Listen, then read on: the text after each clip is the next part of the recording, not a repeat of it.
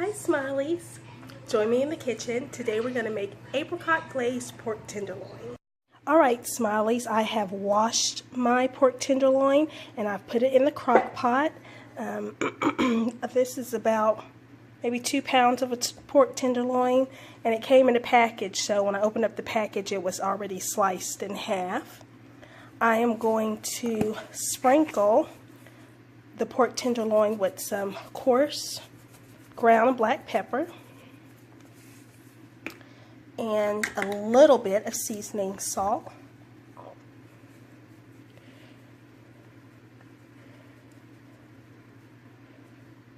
Okay, and I'm going to let that sit. It's not quite in the crock pot yet. I just have it in the top, or in the dish. Meanwhile, I'm about to make my marinade here. For the marinade, you'll need a half a cup of apricot preserves, 2 tablespoons of coarse ground Dijon mustard,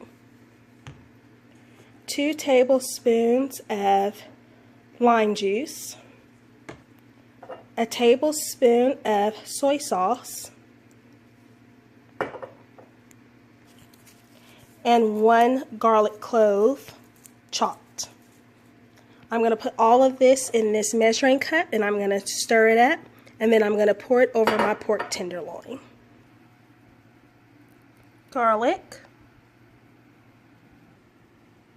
half a cup of apricot preserves, 2 tablespoons of lime juice, 2 tablespoons of coarse ground Dijon mustard,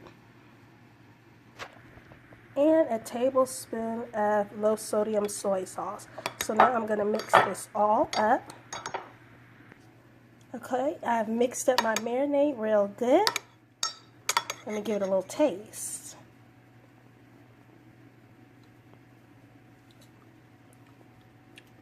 Oh my goodness, that is wonderful. That mustard really takes out all the sweetness of the, well, not all of it, the majority of the sweetness of the preserve, so you have a nice savory marinade, but you get that hint of apricot and garlic at the end. Oh, that is so, let me just take one more. Oh yeah, that's awesome. So now I'm going to pour this over my pork. Okay, so I have it all poured over my pork. And so now I'm just going to rub it in. And this recipe did not call for any water to put in the crock pot. So notice that I did not put any water. I'm just using this marinade that I made. Now what I do have is in the refrigerator, I have some bone broth, homemade bone broth that I had made sitting in the refrigerator. So I'm going to watch this meat, and if I feel like the meat is looking dry, then I'm just going to pour a little of the broth in there, but I shouldn't have to. I'm going to cook this on high for about 3 hours, 3 to 4 hours. So we'll use me as the guinea pig to see how often you have to check this meat. This will be my first time doing it. So I'll be y'all's guinea pig, and then we'll see if this is a crock pot meal that you need to be at home, or if you're able to put this on in the morning before work on low and then come back home and it'd be okay. And I'm believing the latter is going to happen. You can put it on low before you go to work and come home and it'd be okay and it not be soupy. So I got that all rubbed in. I'm going to put this in the crock pot, and it's going to be on low for 3 to 4 hours.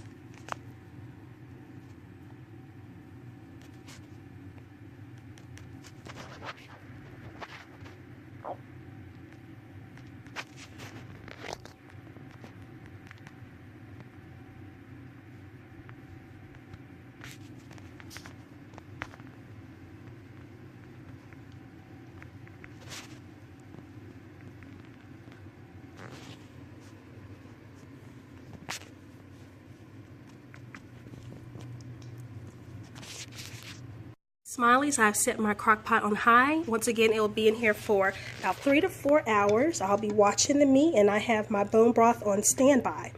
And as this is cooking, I just want to thank Miss Carla for sharing this with me, my friend from church. I just want to thank Miss Carla for sharing this recipe with me, and I can't wait to see if mine is as good as hers, because hers was scrumptious.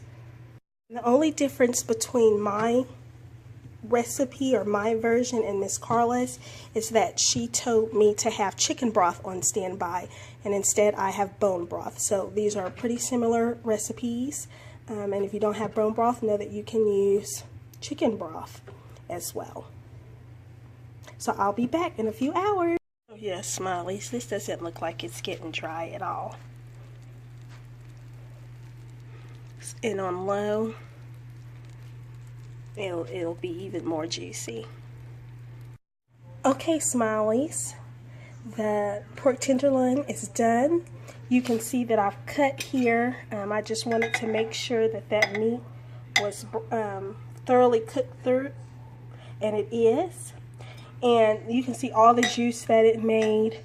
So if you put this on low in the morning before you get to work, when you get home, it should not be soupy and it should not be dried out. And I cut me a little slither right here. Forgive all my little spoons. I'm just going to go ahead and go in with my fingers. You all don't mind.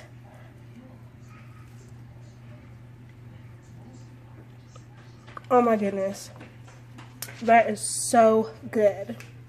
So right now, I'm going to put it on warm, and I'm going to come over here to the stove, and I'm just going to saute up some broccoli, a steam saute, which means I'm putting little to no water off in here. I'm going to put my broccoli, a pinch of salt, some organic butter, and let that steam up to where it's tender but not mushy. We like ours to have a little bit of crisp, but since there are children in the house, we want them to be able to eat it and not choke. So it'll be a little extra tender, but definitely not mushy. And I'm still thinking about that. I'm still eating the piece that I put in my mouth. And it's so tender, so flavorful, full of juice. But it cuts nicely, like it was in the oven. You know, it's not breaking apart into little shreds. So I can't wait to serve this to my family, and I can't wait to text Carla and tell her how it turns out. So this broccoli is a little smaller than I normally get it. But this also is organic. You know, sometimes when you don't buy things organic, you end up with sterile meats and veggies.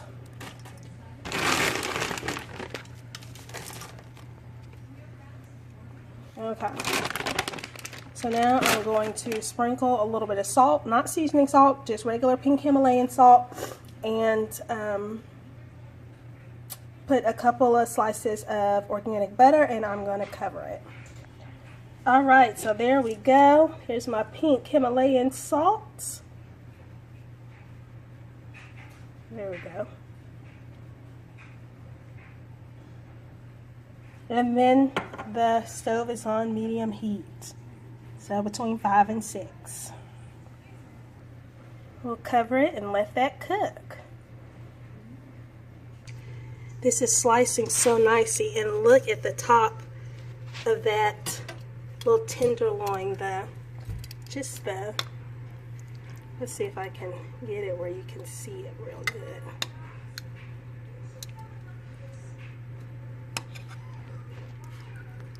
Where you have just little chunks of the apricot on the outside. Oh, when I plate this, it's going to be gorgeous. Ah. Okay.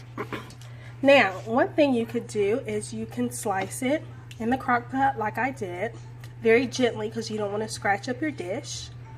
Or you can pull it out and slice it on your cutting board And if you have a wood cutting board, and let's say you have dinner guests, you slice it on the wood cutting board and then just put like some parsley or some type of green herb just on the outside, not on the tenderloin. And it makes a beautiful presentation, and then you have it sliced. I'll go ahead and slice it for you so you can see.